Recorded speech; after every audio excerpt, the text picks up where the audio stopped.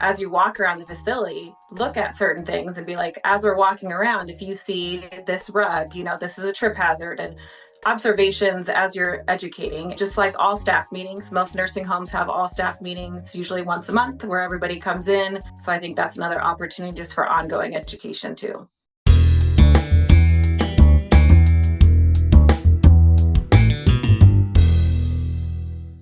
Hey out there, welcome back to the Nursing Home Abuse Podcast. My name is Rob. I'll be your host for this episode. Today we're talking from a systemic standpoint, from a facility-wide standpoint, prevention of falls. But we're not doing that alone. We have the fantastic Brianna de Oro on the show today to walk us through that process. But up next is the Nursing Home Regulation Question of the Week and your opportunity to win yourself a Nursing Home Abuse Podcast mug. It's a beautiful mug. Drink coffee out of it. Put things in it. You don't have to put coffee in there. You put whatever you want. Mountain Dew, Cheerwine, hot tea, whatever floats your boat. How do you win that mug, you might ask? Well, you're going to go to our TikTok, which is at Justice for Residents. You're going to find the Question of the Week video. This particular Question of the Week video, you're going to find by looking at or trying to find the Dairy Queen Blizzard thumbnail. So you're going to click on the Dairy Queen Blizzard thumbnail. You're going to comment the answer as well as your favorite Dairy Queen Blizzard topping, which for me is Heath, like the Heath bar. Again, I've mentioned before that I have the palate of like an 85-year-old man. Like I love that English toffee. I've always probably got 5 Werther's Originals in my pocket at any given time. That's how I've rolled my whole life. Loving Heath. Anyway, we'll randomly select a winner. Winner announced every Sunday. If you do in fact win, your prize, this mug, will be shipped out at the end of the month. Find out on our TikTok as well as shinkfrom.com/podcast/giveaway. All right, difficulty level this week is, I would say, medium. So if you get this right, give yourself a couple of Werther's Originals. Reach into your pocket, grab a couple of Werther's Originals, pop them in your mouth. They're delicious.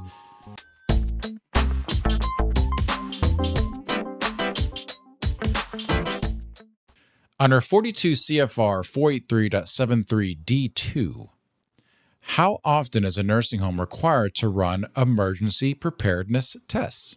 Is it A, biannually, B, quarterly, or C, monthly?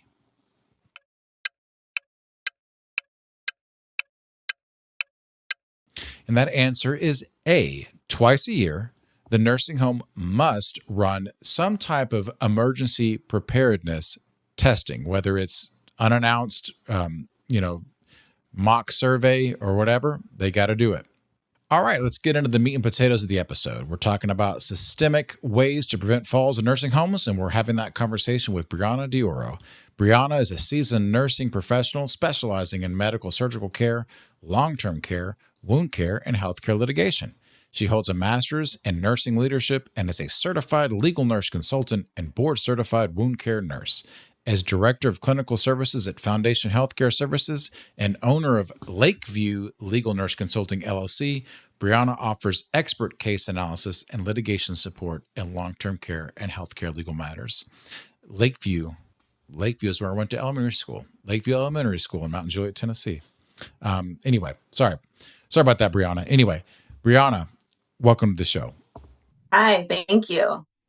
We have had several episodes that deal with here are some interventions if the person's at a fall risk, or here are 5 ways to prevent a fall, like in a certain specific instance. Okay, I haven't had like a more systemic prevention of falls episode for nursing homes, so I'm glad that you're on to help us with this. So I guess kind of the opening question would be this: like, what are some of the more broader policies that nursing homes can put into place that would prevent falls just from a general standpoint? Yeah, so I think when it comes down to fall management, facilities sometimes are too generic and too broad in their fall prevention policies. So we're bound by state and federal regulations, and that's pretty much it. We can go above and beyond if we want to, but facilities and companies as a whole kind of stay away from doing that so that they don't, get in trouble with not following following their own policy. I like things a little bit more specific. That's just me. I think the policy should mention what fall risk assessment tool we're going to use and how frequently we're going to use it. And then based upon that score, we should have something implemented like fall risk bundles. So if someone's a low fall risk, then these are maybe the things that we're going to do for that patient. It could be things like call light within reach, adequate lighting. Those are pretty standard things, right? But then if you have someone who scores high risk, then maybe they're placed into like a fall prevention program where we monitor them weekly and their care plan is going to be more individualized. Um, Again, I think facilities kind of stay away from doing protocols like that, but that would really help us on the front line getting ahead of falls and preventing them, in my opinion. That's so interesting that you say that. So like, I feel like sometimes where, at least in my cases, and I'm not a nurse, like I'm not somebody doing the day in, day out, like you are. So like, um, but where I see some of the problems is where there's, you're relying exclusively on your nurse judgment in this specific moment on a resident that you might not know very well. So when you say to me like, Rob, like if you have a policy that says if you are this number, if you are this risk level or whatever, here are automatic interventions that need to go into place, that takes that out of the ball game of people slipping through the cracks based on just the nurse's judgment in that moment, et cetera. That here are the things that you have to do. If the number is this, you can do more, but here's the minimum. Does Right. that make sense? It does. And I think that you're exactly right. We are missing that. A lot of nurses that do the fall risk assessments are not super familiar with the care planning piece of it. And they might not know what's a good intervention and what's a not so good intervention. So, by having just even a few examples, like these are the things, like you said, the bare minimum we're going to do, at least there's something in there right away. Talk to me about the amount of staff on a shift at a particular time and how that potentially could lower the risk of falls. Because a lot of times, like at least in I feel like in the public's mind, it's like who cares if there's 100 people there? Like if somebody's going to fall, they're going to fall. So how does that affect the likelihood that somebody would fall? Well, I mean, residents have the right to fall, right? And we're not going to be able to catch them or prevent them all of the time. But when you have more staff, you have more eyes on the residents. Like that's just kind of how that goes. You have more staff available to maybe see if there's a change in condition, right? Like maybe someone's having more confusion and you can go in and mitigate a fall risk because you have more staff on board able to spend more one-on-one time with those patients. You have more staff available to help with transfers, answering call lights, walking them to dining, just more hands on deck to help patients. So, I mean, that makes a lot of sense. I mean, if you have more hands on deck, there's more eyes on the people and stuff like that. Even if it's not one on one or one to one Mhm. care, it's still, you're seeing if somebody's off baseline and things like that. What about the things that the nursing home can do on a broad level in terms of the environment? Like, what are like, make sure the lights are bright, things like that. I think the easiest way to determine and to mitigate like environmental hazards is to do environmental rounds. Like we're really good at rounding in the facility to check on our patients, right? But when do we do, scheduled rounds to go look at the environment? Is the floor wet? If it's wet, is there a wet floor sign up? Do we have adequate lighting in the room? Do we have trip hazards like rugs that shouldn't be there? Just doing that scheduled and maybe even having like a worksheet on areas that you're looking at, environmental wise. And then I think a big thing that we miss too is educating all of our staff on environment. So starting with, new hires, what types of fall risk are there in our environment? And kind of incorporating a culture of safety is huge. I mean, it's not just nursing, it's not just therapy, it's not just administration, it's everybody in the facility being able to identify what a potential risk could be and what they could do about it. So that's interesting. So it's an environmental round. Like in your Mhm. experience, like what would be best practices for how often that should be occurring? Well, I think your maintenance director probably does environmental rounds all of the time when they're going around the facility, but I would say at least weekly, where you have like your administrator, your DON, and maintenance just doing the whole thing inside and outside. If you have courtyards where therapy takes patients to walk, Is the curb and the concrete, is there trip hazards out there? Is it cracked? Do we need to fix it? All that kind of stuff. So I would say at least weekly. And then you mentioned that staff training is important. Is this typically by way of in service, or like is it like, hey, everybody's got to follow around, Miss Nancy because she's the best at transfers and hasn't dropped somebody since 1978? Like how does that work? Like what are you envisioning when you say staff training? Well, I think of like the onboarding orientation process where you kind of have everybody come in a room, doesn't matter what department they're in. And usually you have maintenance come in and talk about like, let's go on a tour. These are where we have, the fire alarms and the doors and I'm totally blanking on the fire extinguishers. That's important. We have to know where those are. But I think in that moment, you could really, as you walk around the facility, look at certain things and be like, as we're walking around, if you see this rug, this is a trip hazard, and observations as you're educating. And then I think going forward, it would be just like all staff meetings. Most nursing homes have all staff meetings, usually once a month, where everybody comes in and it's verbal education. So I think that's another opportunity just for ongoing education too. What role does QAPI play in fall prevention from a broad perspective? In other words, like what does a nursing home need to be doing in terms of looking at data to revise policies, et cetera? Yeah, so I think when you have QAPI meeting, it's important to look at all of the incidents that we have in the facility, but specifically related to falls. Is there an increase this month than we had last month? And then tracking and trending. Is it a certain shift? Like, is it always on your knock shift where you have more falls? Is it on the weekends? And then kind of looking even more so into, is it staffing? Is it like a particular staff person where their people fall more and they maybe need some more training? So I think tracking and trending it in QAPI is very important. And then if you identify trends, putting on a performance improvement plan. We've identified this, we're going to re-educate to it, and then we're going to follow it and monitor it going forward. That's interesting. So I guess what would be the minimum data that you would want to get from a fall so that you could use it in the aggregate in a QAPI meeting? So in other words, like, you fall from bed versus, fall over here or et cetera. You see what I'm saying? Like what are Mhm. you needing in order to do your job of making the policies better? Well, I think the very bare minimum would be the amount of falls that you have and what shifts.